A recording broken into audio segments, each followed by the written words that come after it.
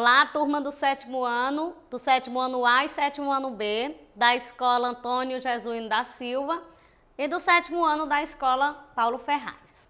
Nós vamos começar a aula 14 de gramática. Na turma do sétimo ano A, a professora Ivane Santos, do sétimo B sou eu, Luzeni Pinheiro, e a turma do sétimo ano da Várzea da Cruz, a professora Soelma. Nós vamos fazer a correção da atividade sobre predicado, contexto e estrutura. É a correção da atividade do livro que foi passada para vocês quando foi explicado esse conteúdo pela professora Soelma. O predicado, contexto e estrutura. A atividade está no livro, nas páginas 221 e 222. É para vocês terem copiado no caderno e terem respondido. Agora a gente vai corrigir. A questão 1. Releia este trecho do conto F de frustração e observe as palavras destacadas. Este conto, que tem o título F de frustração, está no livro de vocês. Se vocês não tiverem lido, procurem que é antes desta atividade e leiam para facilitar o entendimento, caso vocês não tenham lido. Havia um casal que tinha uma inveja terrível dos amigos turistas, especialmente dos que faziam turismo no exterior. Ele, pequeno funcionário de uma grande firma. Ela, professora primária, jamais tinham conseguido juntar o suficiente para viajar. Neste trecho nós temos um casal, está destacado, ele e ela. A letra A. O narrador usa as formas verbais tinha e tinham para diferentes sujeitos. Quais são os sujeitos com que essas formas verbais concordam?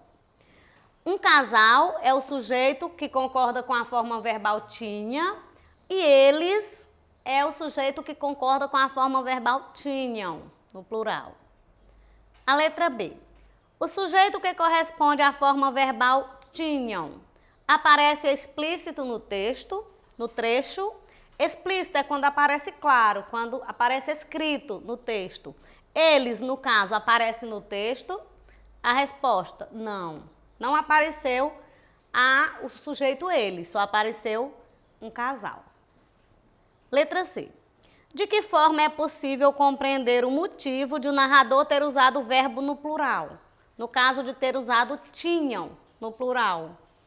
A resposta, pelo emprego dos pronomes ele e ela, antes de aparecer a forma verbal tinham. No caso, ele e ela corresponde a eles, que são duas pessoas, no plural. A questão 2. Observe o uso do sujeito na construção do conto. O conto F de frustração, que está no livro. Letra A. O sujeito está explícito ou implícito na maioria dos verbos usados no plural. O sujeito é explícito quando ele aparece escrito no texto, claro. E ele é implícito quando ele não aparece escrito no texto, quando ele não está claro. Então, na resposta, na maioria está implícito. Na maioria das vezes, o sujeito só aparece antes do primeiro verbo, depois aparecem apenas as formas verbais, porque a gente já sabe de quem se trata.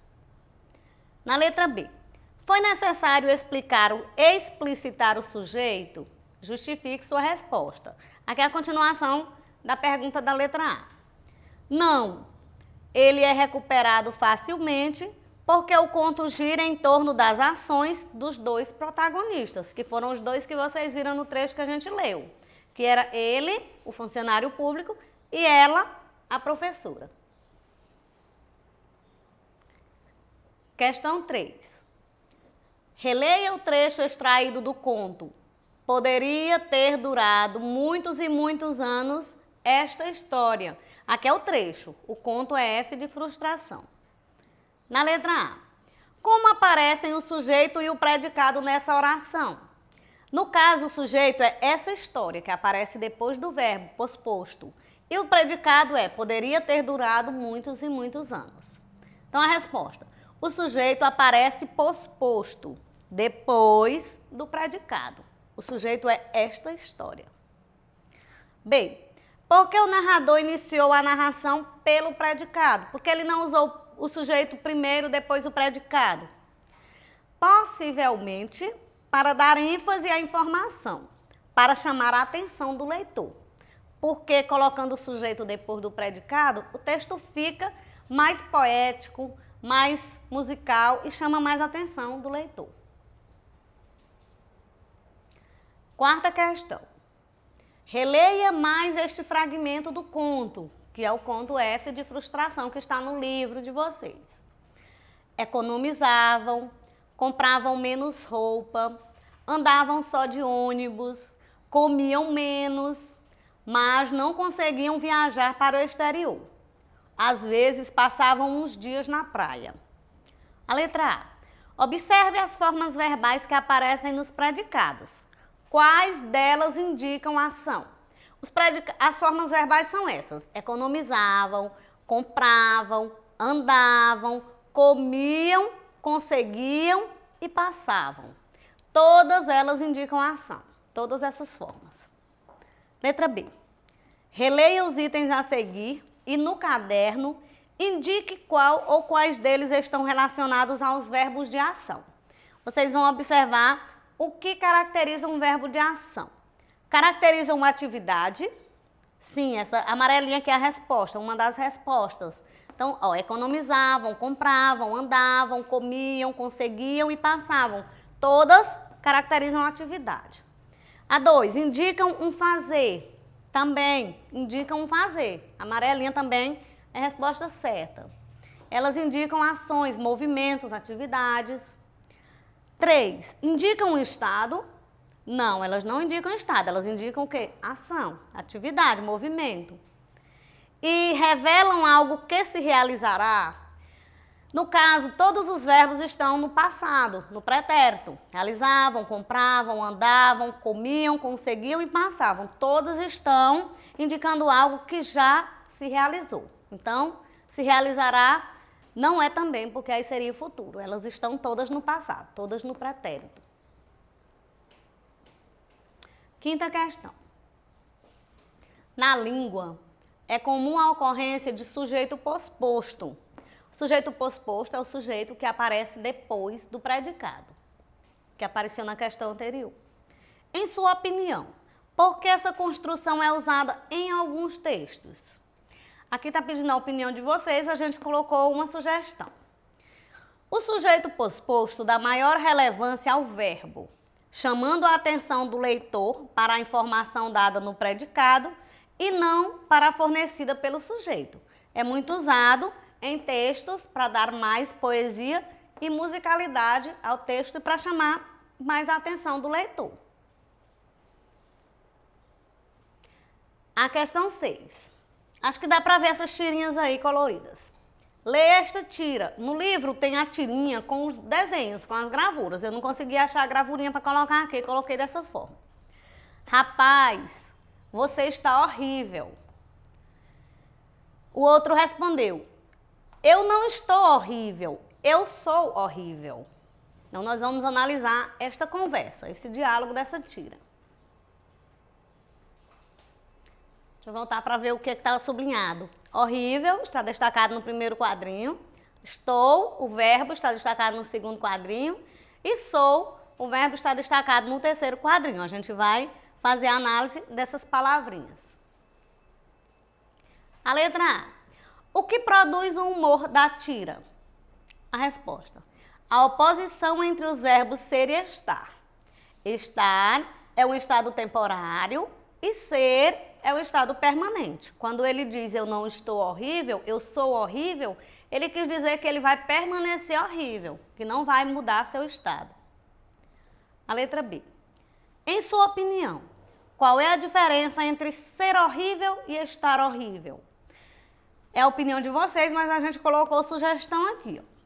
Ser horrível é ter essa característica permanentemente. Então, é uma característica que não muda. Eu sou horrível, não vai mudar a minha característica. E estar horrível é ter essa característica temporariamente. Eu estou horrível, mas eu posso não estar horrível amanhã ou daqui a pouco. Então, ela pode mudar essa característica, estar horrível. E ser horrível, não, ela é permanente.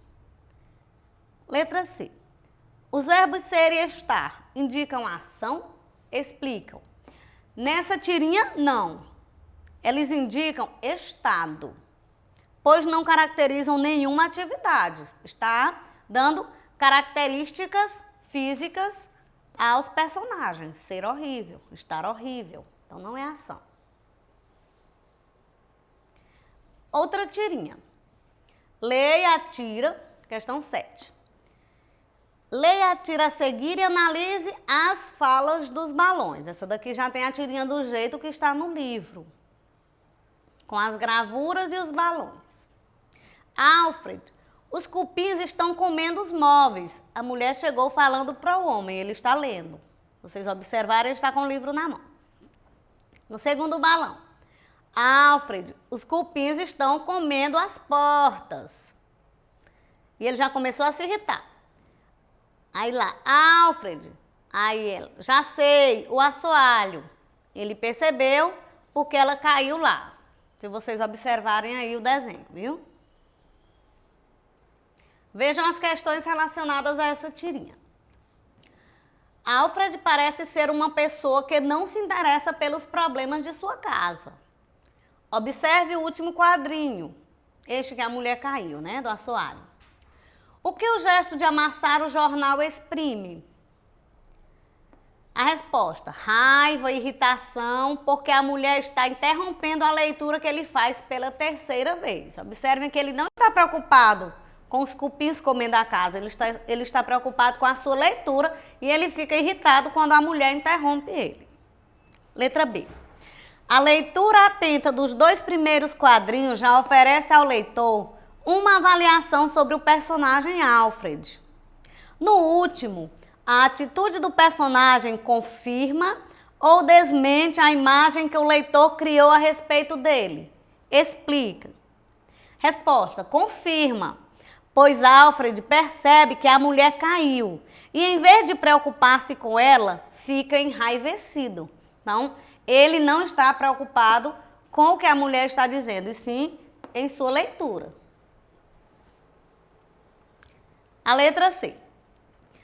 Nos 2 primeiros balões, o sujeito da locução verbal estão comendo os cupins. No terceiro balão, quando o personagem diz, já sei, o assoalho, a quem ele está se referindo? Resposta, também aos cupins. Já sei, os cupins estão comendo o assoalho. Então, está oculto aí, mas dá para saber por quê? Porque quem estava comendo as portas e os móveis eram os cupins. Então, não houve necessidade de aparecer novamente a expressão os cupins. E a letra D, os verbos que aparecem nas falas dos personagens indicam uma ação atribuída ao sujeito ou expressam um estado do sujeito. Resposta, indicam uma ação atribuída ao sujeito. Então, observem, estão comendo, que são os verbos que aparecem na tira. Todos eles indicam ação. A ação dos cupins sobre os móveis, as portas e o assoalho. Por hoje é só, espero que tenham compreendido. Se vocês tiverem alguma dúvida, vocês perguntem a gente nos grupos. Obrigada pela atenção, bons estudos, até a próxima aula, um abraço. Vamos estudar, e tirar 10.